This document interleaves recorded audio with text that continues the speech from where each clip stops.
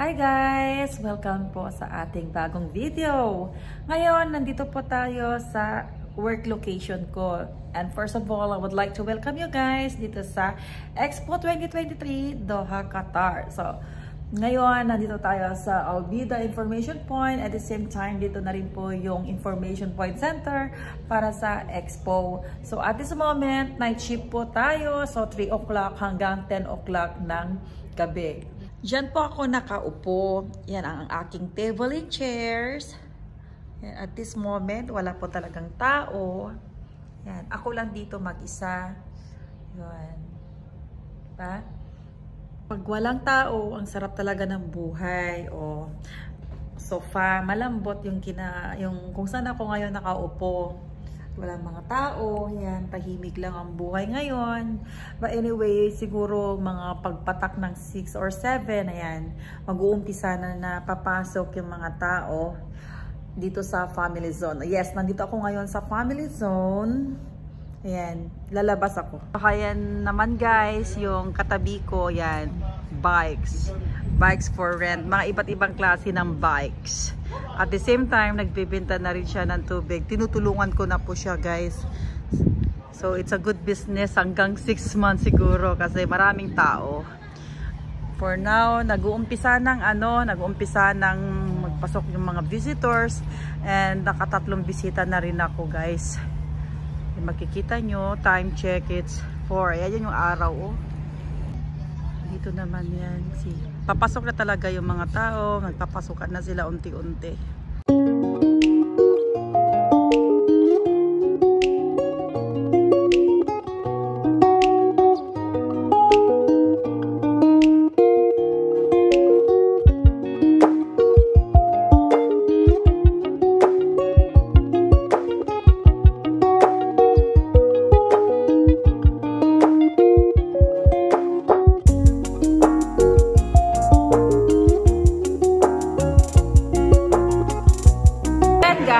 Nandito kami sa mess hall. We are taking our dinner. Yeah, dinners. Since I brought with me my pagkain, kinuha ko pa rin yung share ko. Heto siya.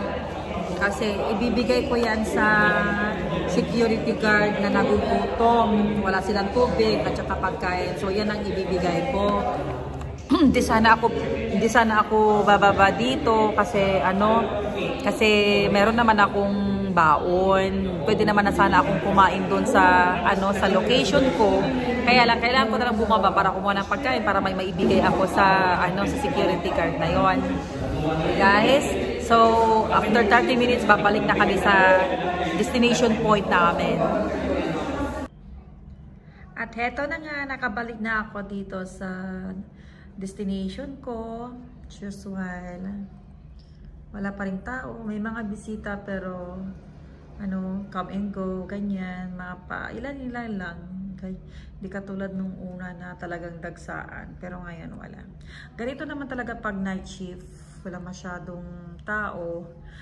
Except for weekends like Thursday night or Friday. Marami talaga yan. O, diba? Wala mag-isa dito. Boring. Dito sa loob, mahina man ang wifi or sometimes nawawala pa. Pero sa labas, strong ang connection ng wifi.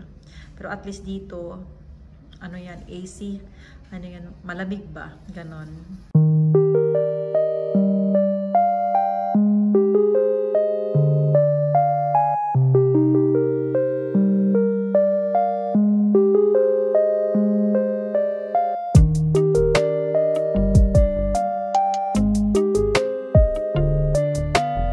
Update ko lang kayo guys, time check, it's 9:27 PM. So let's say more than 30 minutes pa ang antayin bago uwian. 10 o'clock po yung off namin. So ganun pa rin. Ayan, may kasama naman ako dito. Ayan. Siya yung kasama ko last time doon nung nasa malayo akong zone. Pero wala lang pumapasok na bisita kasi uwian na eh. Sarado na yung gate sa kabila at by 10 o'clock sarado na rin yung mga gate dito. So uwian na talaga. Ambay-abang na rin tayo ng oras. Tapos uuwi na rin. So, tomorrow off natin. Kaya, pwede tayong magpuyat ngayon. Right? Hi guys! Time check. It's 11:02 in the evening. So, katatapos lang ng duty namin. Ayan yung mga kasama ko. Super haggard na kaming lahat. Yes. Pagod na, pagod na. Tapos maglalakad pa ako ng 5 minutes walk from metro station to my home. Kaya ano na, delikado man ang paglalakad niyan. Kaya hilain ako ng mga rapist ba? Charot. Hilain nila ang lola mo. So ayan. Wala nang katao-tao dito sa metro station. Kami na lang guys. Anyway,